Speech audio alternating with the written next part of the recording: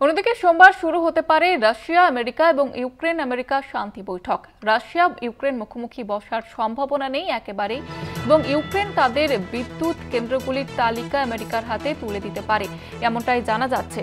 এ বিষয়ে আরো বিস্তারিতভাবে আলোচনা করব। নিউজরুম থেকে সরাসরি রয়েছেন আমাদের পলিটিক্যাল এডিটর আশিস চট্টোপাধ্যায়। আশিস, দা ঠিক কি জানা যাচ্ছে এই বিষয়ে? দেখো, যেটা জানা যাচ্ছে সেটা কিছুটা জটিল, কিছুটা আশার। প্রথম কথা হচ্ছে যে তিন পক্ষ, অর্থাৎ মধ্যস্থতাকারী হিসেবে মার্কিন যুক্তরাষ্ট্র এবং যুযুধান দুই পক্ষ রাশিয়া ইউক্রেন, এই তিন পক্ষ যদি একসাথে একটা টেবিলে বসতে পারত তাহলে যেরকম একটা পরিস্থিতি তৈরি হতে পারত সেটা হবার কোনো সম্ভাবনা নেই। কেননা রাশিয়া মনে করে যে জেলেনস্কি হচ্ছে অবৈধ ক্ষমতা দখলকারী। তার কারণ হচ্ছে জেলেনস্কি 5 বছরের জন্য প্রেসিডেন্ট নির্বাচিত হয়েছিলেন, সেটা গত বছরের মাঝামাঝি শেষ হয়ে গিয়েছে। তারপর থেকে তিনি যুদ্ধের অজুহাত দেখিয়ে মসনদে বসে রয়েছেন। সুতরাং তার সাথে বসে কিছু চুক্তি করার ব্যাপারে পুতিনের নীতিগত আপত্তি রয়েছে। সেটা একটা কারণ, তার সঙ্গে অন্যান্য কারণও আছে। এখনও হয়তো মুখোমুখি বসবার মতো পরিস্থিতিও তৈরি হয়নি। আর তাছাড়া আমরা তো এর আগেই দেখেছি যে জেলেনস্কি একটু মাথা গরম টাইপের লোক একটি। হোয়াইট হাউসে ট্রাম্পের সঙ্গে যখন বৈঠক হয়েছিল তখন আমরা দেখেছিলাম। সেই জন্যে সব মিলিয়ে একটা কথা বলা যেতে পারে যে তিন পক্ষ এক টেবিলে বসবার সম্ভাবনা নেই। তাহলে কি হতে চলেছে? প্রেসিডেন্ট পুতিন এবং প্রেসিডেন্ট ট্রাম্প তারা যে 2 ঘন্টা প্রায় টেলিফোন আলাপ করেছিলেন, সেই টেলিফোন আলাপের পরিপ্রেক্ষিতে একটা বোঝাপড়া হয়েছিল যে কোনো দেশই অপর দেশের বিদ্যুৎ কেন্দ্রগুলোতে হানা দেবে না। অর্থাৎ ইউক্রেনে বেশ কয়েকটি বড়, খুব বড়, পৃথিবীর মধ্যে বড় বড় বিদ্যুৎ কেন্দ্রগুলির এক একটি রয়েছে যেগুলি পরমাণু চালিত। এইটা ইউক্রেন যখন সোভিয়েত ইউনিয়নের মধ্যে ছিল, সে কয়েক দশক আগের কথা, তখন থেকেই এই বিদ্যুৎ কেন্দ্রগুলো রয়েছে। এগুলোর ওপরে যদি বোমা পড়ে তাহলে সেখানে মারাত্মক পরমাণু বিকিরণ হতে পারে, যা ইউক্রেন এবং চারপাশের সব দেশের জন্যই বিপজ্জনক। এইসব কারণে এই কথাটা উঠেছে এবং বিদ্যুৎ কেন্দ্রগুলোর ওপরে হামলা করা হবে না, এই বোঝাপড়া ট্রাম্প এবং পুতিনের হয়েছে।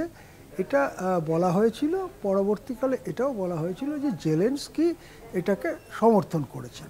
এখন তাহলে সেটাকে বাস্তবে রূপায়িত করতে কি করতে হবে?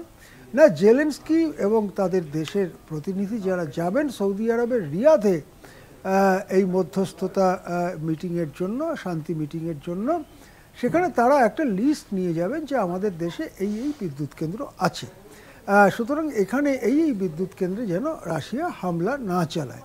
এবারে মার্কিন প্রতিনিধিদের সেই তালিকা তুলে দেওয়ার পরে মার্কিন প্রতিনিধি আবার অন্য হোটেলে যেখানে রাশিয়ার প্রতিনিধিরা আছে সেখানে যাবেন, সেখানে গিয়ে তাদের হাতে তুলে দেবেন সেই তালিকা।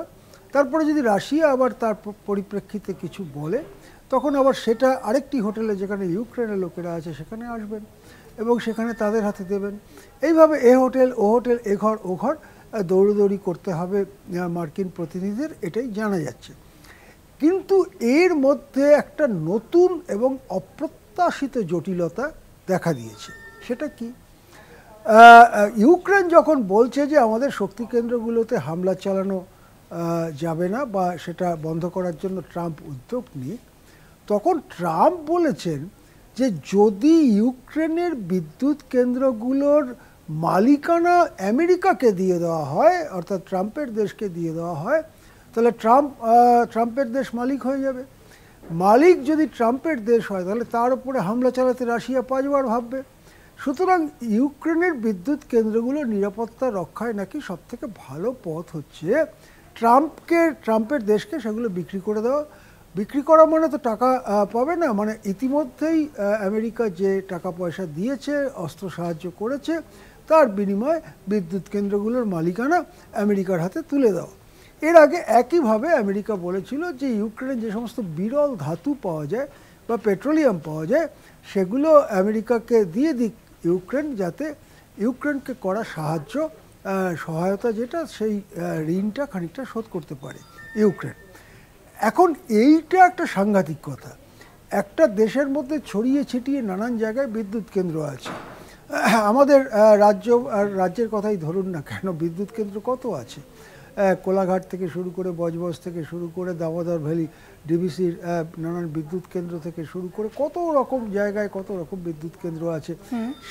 সেটা দিয়ে দেওয়া মানে কি, মানে দেশটাই তো প্রায় প্রকৃতপক্ষে আরেকটা দেশের হাতে তুলে দেওয়া। এবং বিদ্যুৎ হচ্ছে এমন একটা জিনিস যেটা সভ্যতাকেই আজকে প্রকৃতপক্ষে চালায়। আপনি যদি একটা দেশের বিদ্যুৎ বন্ধ করে দেন, একদিনের জন্য বন্ধ করে দেন, যেটা কদিন আগে কিউবাতে ঘটেছিল গ্রিড বিপর্যয়ের জন্য, তাহলে সভ্যতা থমকে দাঁড়ায়। সেই মালিকানা কি অন্য একটি দেশকে কেউ দিতে পারে? তাহলে কি যে দেশটি দিল তার সার্বভৌমত্ব আর থাকে? এই সব ব্যাপারটা নিয়ে খুব জটিলতা বেঁধে গেছে। সুতরাং ট্রাম্পের প্রস্তাবে জেলেনস্কি বা ইউক্রেনের রাজি হওয়ার কোনো সম্ভাবনা আছে বলে মনে হয় না। যদি শেষ পর্যন্ত ইউক্রেন রাজি হয়, এর অর্থ হবে এই 7 সমুদ্র পেরিয়ে মার্কিন যুক্তরাষ্ট্র ইউক্রেনে এসে ইউক্রেনের দখল নেবার মতো পরিস্থিতি হবে। কেননা যদি বিদ্যুৎ কেন্দ্র দিয়েই শুরু করেন ট্রাম্প, এবং সেটা যদি ট্রাম্পের মালিকানায় মানে আমেরিকার মালিকানায় যায়, তাহলে সেগুলোকে রক্ষা করতে গেলে আমেরিকার মিলিটারি লাগবে। আমেরিকার মিলিটারি ইউক্রেনে আসবে, ইউক্রেনে আমেরিকান মিলিটারির সঙ্গে আমেরিকার অস্ত্রশস্ত্র আসবে, একেবারে রণসজ্জা তৈরি করতে হবে মার্কিন যুক্তরাষ্ট্রকে। সুতরাং এটা একটা নতুন জটিলতা, যা ইউক্রেন তো মানবেই না, রাশিয়ারও মানবার সম্ভাবনা খুবই খুবই কম বলে মনে করা হচ্ছে। সুতরাং যে সীমিত শান্তি চুক্তির ব্যাপারে, শান্তি যুদ্ধ বিরতির ব্যাপারে কথা হয়েছিল, সেই সীমিত যুদ্ধ বিরতিও ট্রাম্পের এই নতুন প্রস্তাব আনার ফলে জটিলতার মধ্যে পড়েছে। এখন সোমবার থেকে সৌদি আরবে বৈঠক শুরু হবে, দেখা যাক বৈঠক কিভাবে এগোয়। একেবারে ধন্যবাদ জানাবো আশিস দা। নিউজরুম থেকে সরাসরি ছিলেন আমাদের পলিটিক্যাল এডিটর আশিস চট্টোপাধ্যায়।